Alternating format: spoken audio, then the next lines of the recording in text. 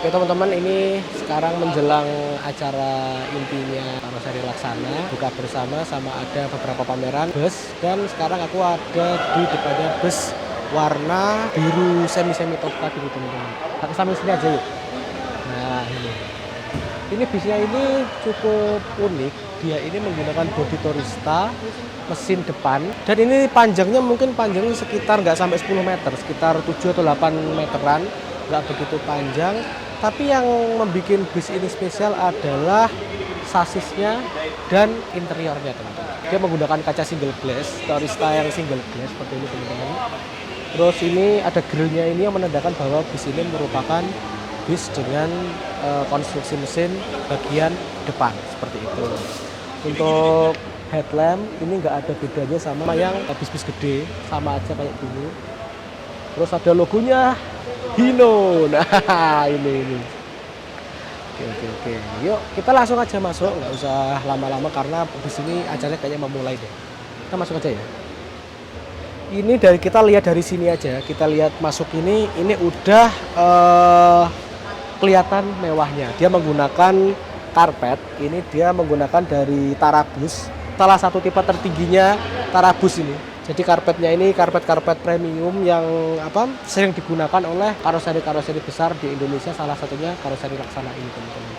Yang digunakan sebagai standar karpet bus di sini. Oke, langsung aja kita masuk. Nah, ini. Oke, aku tak duduk dulu. Nah, ini.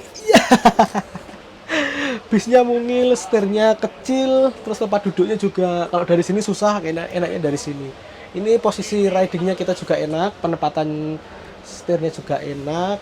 Terus yang membedakan lagi ini mulai dari klaster instrumennya itu kayaknya dia udah baru deh. Oh iya, kenapa aku bilang spesial? Karena ini merupakan sasis baru teman-teman. Nah, jadi ingat nggak teman-teman, waktu awal-awal Maret kalau nggak salah Hino itu secara besar-besaran meluncing produk yang udah memenuhi standar Euro 4. Jadi per bulan April 2022 ini semua sasis yang dijual itu harus memenuhi standar kelayakan emisi Euro 4, Euro 4. Yang Euro 3 udah mulai ditinggalkan dengan tujuan untuk agar bumi kita ini lebih lebih sehat. Dan apalagi ya, ini tipe sasisnya adalah Hino GB 150 dengan konfigurasi mesin depan mampu mengeluarkan tenaga hingga 150 horsepower seperti itu teman-teman. Dan yang spesial lagi nih, nah ini bisnya ini bis medium, bis matic gitu teman-teman. Tak pikir tadiku persnelernya itu gini-gini, ternyata kok cuman P RND 4 L3 ini kan kayak mobil-mobil matic ya, kayak gitu. Jadi bis ini merupakan bis matic. Ini di sini cuman ada 2 pedal, yang sini pray loss libur, yang kaki kiri cuma menggunakan kaki kanan aja seperti itu teman-teman. Terus dashboardnya juga udah bagus, ini dia ada hood panelnya seperti ini. Terus ada nggak ketinggalan juga kalau Laksana pasti ada lega-legnya seperti itu teman-teman. Oke. Kita langsung aja masuk teman-teman ya. Masuk di sini ada sekatnya nih teman-teman. Nah ini, wah dalamnya tuh luar biasa nih, jos banget nih. Ini kayaknya dalamnya ini emang custom. Aku belum tahu ini yang punya siapa, kayaknya masih punyanya Laksana deh, dan belum ada pembelinya. Ini sementara menjadi unit pameran seperti ini. Di sini dilapisi dengan karpetnya Tarabus. Dinding ini juga kayu gini, tapi warnanya lebih gelap, ini lebih terang. Terus di sini ada laci untuk menaruh botol dan HP di sini. Ini ada penyimpanan juga deh kayaknya nih. Oh iya. Terus jarak duduknya ini longgar banget teman-teman ya. Mungkin ini lagi untuk display sih ini. Biasanya kalau udah jalan reguler ataupun pariwisata, bangkunya nggak kayak gini dah, ditambahi lagi, kecuali bis ini dijadikan bis pribadi. Yuk kita langsung aja ke belakang, kita lihat. Ini kursinya ada berapa nih? 1, 2, 4 kan? 5, 6, 7, 8 kursi seperti ini. dengan konfigurasi 21. Soalnya kan walaupun ini kursinya tipe kelas eksekutif biasa ya, tanpa legrest, tapi kok udah kayak sekilas sudah kayak bis-bis dengan konfigurasi 21 yang kursinya tebel. Itu karena apa? Karena ruangan ini sempit teman-teman. Ruangan ini tuh sempit. Beda dengan bis yang gede, itu lebar maksimal 2,5 meter, ini mungkin cuma 2,3 meter dan standarnya bis medium. Seperti itu. Dan di belakangnya ada sofa nih. Wah, buat istirahat gini. Misalkan bis ini dijadikan bis pribadi, itu enak, bis keluarga gitu kan, bisnya plat hitam gitu, nggak wisata. Buat misalkan keluarga 10 orang jalan, pakai bis ini enak teman-teman. Ada sofanya, suara nih. Ini ada ornamen-ornamennya, ada foto-fotonya Laksana, bisa diganti foto keluarga atau foto apa gitu. Terus ada ini pada menik lucu nih. Ini bisa dilepas nggak? Oh nggak bisa. Ini kalau misalkan bisa dilepas pasti rontok pas jalan. Nah di belakang ini ada kayak kitchen set teman-teman. Adanya cuma microwave di sini. Kitchen set yang adanya cuma microwave. Lalu ini tempat untuk misalkan naruh-naruh gelas atau apa gitu. Ini bisa dibuka nggak? Oh nah ini ada tempat misalkan mau naruh rak piring, mau naruh apa gitu bisa di sini. Terus di sini ada wastafel buat cuci-cuci, dan di bawah ini ada kulkasnya. Ini kayaknya emang bis custom deh ini, belum ada yang punya ini. Terus sebelah sini ada toilet. Jadi kayak bus-bus premium gitu. Toiletnya keren juga loh. Toiletnya beda sih. Ini walaupun bisnya bis kecil, tapi toiletnya gede. Nah, itu dilengkapi dengan kloset duduk, lalu ada semprotannya tuh. Di sebelah kanan juga ada wastafel, lalu ada cerminnya. Lengkap deh, jos banget. Oke, wah, gokil sih ini. Ini sambil kita nunggu persiapan acara buka puasa nih, sambil nge-review gini asik ya. Oh iya teman-teman, ini nggak ada kompartemen atasnya ya ini ya. Tak pikir ini tadi tuh bisa dibuka loh, ternyata ini dilem. Yang wood panel kayak gini. Lover AC-nya juga udah model baru nih kayaknya nih. Aku baru tahu ini. Laksana bikin lover AC model kayak gini. Ini pilar-pilarnya dikasih wood panel kayak gini. Spesial sih. Jadi bis semua biasa di sini tuh spesial semua sih ini. Oke, gitu aja teman-teman. Ada banyak sesuatu yang baru dari acara Laksana Private Showcase ini teman-teman. Seperti bis Switch Kombi Bus yang makin melengkapi jajaran keluarga Legacy Series. Dan bis yang barusan aku review ini merupakan satu-satunya unit yang dipamerkan yang sudah memenuhi standar Euro 4. Dia menggunakan sasis Hino GP 150, transmisi otomatis yang menopang bodi Torista dari Laksana ini teman-teman. Oh iya, unit ini juga masuk dalam individual class teman-teman ya, karena interiornya yang di custom sesuai dengan keinginan customernya.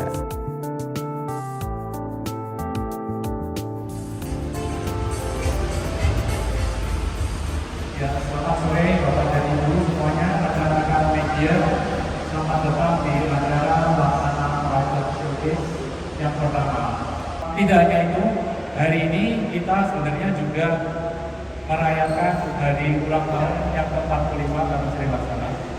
Kita berada di gedung Yusuf Arman, adalah gedung yang merupakan cikal bakal dari Karoseri Laksana. Gedung ini luasnya sekitar 1000 meter persegi. Dan saya kira berkat dari dukungan dari para partner, dari customer, dan tentu saja dari tim yang terus memiliki visi semangat untuk membangun industri transportasi darat di Indonesia, Laksana dapat berkembang sampai seperti saat ini. Karoseri Laksana terutama tetap berjalan dengan kondisi yang tidak mudah. Dengan ide-ide yang lahir ini cukup saya pribadi dan sebagai operator cukup bangga melihat apa-apa ide kreatif yang dilakukan Laksana sehingga sampai hari ini Laksana menelurkan tipe-tipe dan desain baru yang menjadi inspirasi kami sebagai operator ke depan. Kami operator yang menurut saya benar itu adalah mereka bukan mengikuti selera mereka sebagai pemilik bus, tapi mereka harus mengakomodir apa yang diinginkan dan diharapkan oleh masyarakat pengguna bus tersebut. Saya berharap Panorama Series Inovasi ini kembali menjadi satu pilihan yang tepat dari semua sisi, karena perjalanan yang kita lalui itu harus dinikmati oleh penumpang yang kita bawa. Jadi ini besar harapan ke depan kreativitas dan desain Laksana semakin bisa diterima oleh operator bus dan pengguna jasa transportasi darat berbasiskan bus di Republik Tercinta. Akhir kedua street class. Ini saya lihat ini kombinasi antara transporter dengan street class ya. Jadi keuntungannya dua itu, bagasinya besar, bisa ada street classnya juga. Jadi itu yang dicari penumpang. Jadi saya lihat di mana perusahaan itu juga harus punya komitmen terutama dengan penumpangnya. Ya itu yang kita terapkan di Singajaya. Kebetulan Singajaya juga sudah tahun ini masuk ke usia 40 tahun. Jadi kita juga sudah ganti generasi Pak dari bapak saya ke saya. Bagaimana kita menerapkan manajemen yang utama itu kepada penumpang. Walaupun banyak orang bilang Singajaya keong guys. Jadi saya pikir itu saya dengar mungkin di YouTube bisa bantu juga menjelaskan keong nggak apa-apa, bukan keong nggak apa-apa. Jadi sebenarnya itu kan regulasi yang diharuskan oleh pemerintah. Karena kecepatan di jalan tol itu harusnya ya kalau untuk bus 90 km per jam ya. Bukan kemana-mana punya bus, punya bus.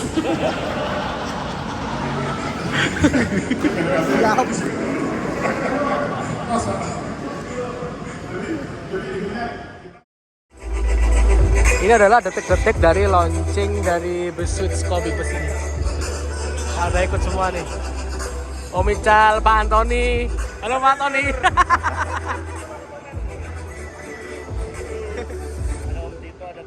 Halo. Dan juga Mas Stefan yang sudah siap untuk mengutip kita sebagai tanda launching dari Switch Kobi Family Series. Baik, mungkin teman-teman mempersiapkan angle yang paling bagus. Nggak apa-apa, agak maju sedikit juga nggak apa-apa. Untuk mundur bersama-sama ya. Sudah siap Bapak guntingnya? Oke. Baik, kita hitung bersama-sama. 3, 2, 1. Baik, boleh berikan tepuk tangan yang meriah Bapak dan Ibu. Inilah Switch Kobi Family Series.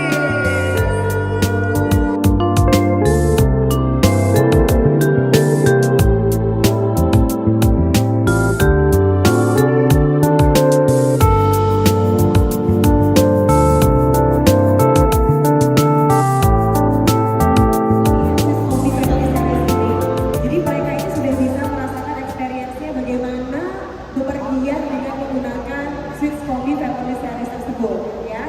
Nanti mungkin ada yang bisa menceritakan ya, atau mungkin ada yang karena sudah ada experience, ada yang ingin ditanyakan juga boleh ya. Saya Abdul dari Detik.com.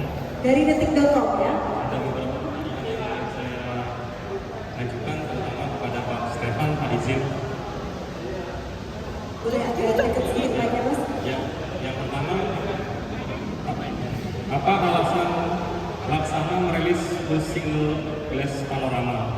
Apakah sekarang itu lebih diminati Pak oleh perusahaan Otabas? Yang kedua, apa saja keunggulan dan kekurangan single glass dibanding bus double glass? Sebaliknya, apa saja keunggulan dan kekurangan bus double glass dan bus single glass? Terus yang ketiga untuk Mahkamah Pak ya tadi sudah disebutkan, apa Laksana sendiri melihat tren kata Laksana Pak bahwa Mahkamah akan menjadi tren di Indonesia ini. Terus ini sedikit keluar konteks nih Pak. Kira-kira Pak, Laksana apa akan juga segera merilis atau memproduksi bus UHD Pak? Terlebih kompetitor kita lihat sudah banyak yang memproduksi bus UHD. Sama terakhir, kalau menurut Bapak yang seperti tadi bilang tahun ini dengan diperbolehkannya Kobi kan itu berdampak juga dengan industri sendiri. Itu apa ada prediksi Pak kenaikan dari penjualan di body bus untuk tahun ini Pak dibanding dengan tahun lalu? Mungkin seperti itu Pak. Terima kasih. Oke, baik, terima kasih Mas. Lumayan banyak ya pertanyaannya ya. Oke, baik, ini gimana Pak Stefan mau langsung menjawab tentang single glass panorama?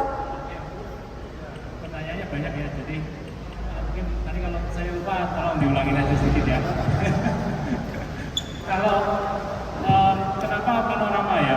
Jadi ini sebenarnya kita saat konsep pertama kali SR2 di tahun 2016-2017 itu kita saat launching itu memang kita konsepnya single glass. Karena single glass ini menurut saya memang sebenarnya lebih efisien ya, dan juga secara pengalaman dari untuk penumpangnya itu juga lebih baik. Dan sebenarnya juga ada beberapa alasan teknis lainnya yang menurut saya benar-benar kenapa single glass itu lebih efisien.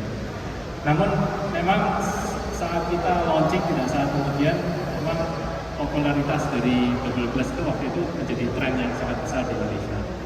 Nah jadi waktu itu juga kita segera mengadopsi namanya tren ya, jadi kita segera adopsi juga, kita harus fleksibel. Jadi SR2 waktu itu kita segera adopsi menggunakan double glass. Namun saya kira dari dulu memang dari Laksana ini sebenarnya ingin mempopulerkan lagi single glass ini, karena sekali lagi bus single glass itu menurut saya untuk pandangan ke depan lebih baik, dan juga tidak hanya itu, tapi secara harga, secara berat kendaraan pun juga lebih efisien menurut saya menggunakan single glass ini. Jadi saya kira itu memang ada kekurangan kelebihannya.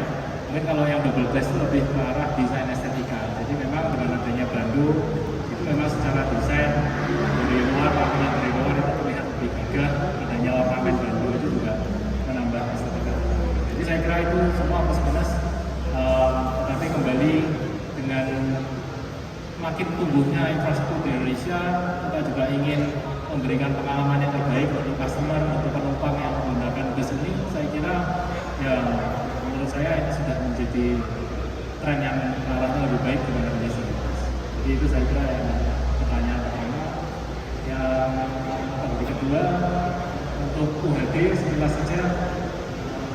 Nanti kalau UHD ini ada permintaan dari orang yang ada di sebelah saya ini, sebelah kanan ya, ini nanti kita pertimbangkan. Jadi di Laksana ini selalu berkolaborasi ya, kita selalu berkolaborasi. Kita sadar bahwa pada akhirnya itu yang penting adalah penumpang, dan kata-kata penumpang itu yang paling dekat pasti ada operator, baik Pak Sani, Pak Teddy di sini. Saya kira mereka ini lebih tahu lah apa yang sebenarnya para penumpang ini harapkan, dan mungkin ada hal-hal yang menjadi masalah saat mereka berkendara selama ini. Jadi kita di Laksana ini, saya dan tim saya selalu open ears ya, jadi kita harus, telinga kita terbuka lebar-lebar untuk menerima segala masukan, segala inputan yang kadang-kadang disampaikan. Mungkin karena beliau-beliau juga sibuk, mungkin penyampaiannya hanya sebentar, sekilas sekali, tapi segala masukan ini memang di tim kita itu benar-benar sangat responsif. Apa tadi ya? Maha ya? Oh iya, maaf. Maha Motorhome ini ya, ini salah satu bentuk apa ya, kreativitas dan mungkin kemarin saat pandemi terus terang memang permintaan akan bus ini sangat terdampak.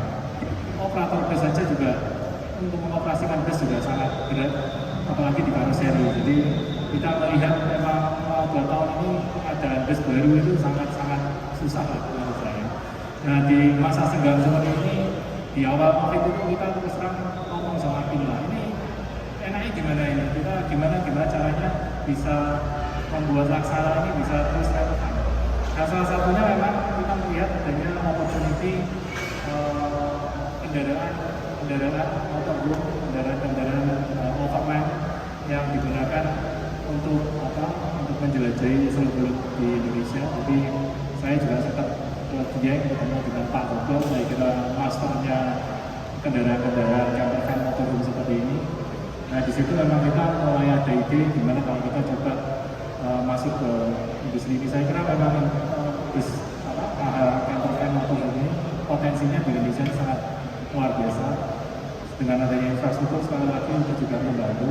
memang mungkin masih butuh waktu untuk industri ini menjadi lebih dewasa dengan tumbuhnya infrastruktur mungkin di area-area pegunungan yang indah sekali pemandangannya itu adanya tempat-tempat camper-van penginapan parkiran yang khusus seperti itu. Nah, itu nanti sejalannya waktu akan terus berkembang.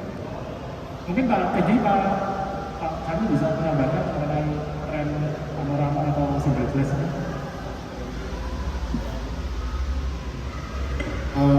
Saya menambahkan ya apa yang disampaikan Mas Stefan. Jadi kita bicara tren panorama single glass ini, saya bicara secara dari sisi teknikal. Jadi kami operator di Sumatera, di mana jalan kami masih banyak yang berliku, dengan kaca dua atas bawah ini, satu dari sisi maintenance agak ribet. Ya, karena di Sumatera itu masih banyak orang-orang Undu yang tinggal di sepanjang jalan. Jadi mereka suka lempar kaca dan segala macam. Nah, dengan kaca dua ini ternyata pertama tidak lebih murah. Kedua, proses penggantiannya tidak lebih mudah. Nah, di situ kami dari sisi teknis kami menganggap ini tidak efisien. Ketiga, itu yang saya sampaikan, penumpang merasa tidak nyaman. Karena kalau single double glass bus itu yang ADD, lantainya tidak tinggi, pandangan penumpang pas di tiang. Jalan kami jalan berliku. Ya, teman-teman pasti pernah ya naik bus, pandangannya nggak enak, itu mempercepat atau membuat tingkat kemualan kepala begitu dan menjadi cepat mual. Nah, di sini kami pelajari dan testimoni kembali lagi. Sisi terakhir, nggak apa-apa ya Pak Stefan bisa cerita ya. Ya, karena jalan, bukan karena laksanaan ya, karena jalan yang di luar kebiasaan dan panjang mobil yang mobil saya banyak yang umumnya yang premium, yang premium yang panjangnya bisnya 6 meter 6,2, sehingga pada saat dia terjadi booking bisnya ini besar, kaca depan tuh agak ruang geraknya lebih besar sehingga terjadi crack. Ini fakta ya. Saya mau salahkan laksana, menurut saya laksana sudah tidak salah, jalan yang salah. Terakhir kita analisa, kita minta testing penumpang, kita lakukan observasi, kita bilang sama Pak Stefan ini harus tetap single glass. Jadi kaca A1, ini saya tidak bicara dari sisi estetika, saya bicara dari sisi teknis dulu. Itu saya minta Pak Stefan pokoknya single glass. Alhamdulillah saya berterima kasih laksana mengikuti apa yang kami aspirasi yang kami sampaikan. Lahirlah kembali SR2 Panorama Series. Jadi memang menurut saya jalan di Indonesia lebih ideal pakai single glass. Karena jalan kita, terutama di jalan tikungan ya, lebih luas pandangannya sehingga penumpang lebih nyaman naik kereta. Oke, itu dari saya. Terima kasih. Terima kasih buat teman-teman yang udah nonton video ini sampai selesai. Tonton juga video-video saya yang lainnya. Dan apabila bermanfaat bisa kalian share ke teman atau ke saudara. Jangan lupa subscribe dan aktifkan lonceng pemberitahuan. Terima kasih.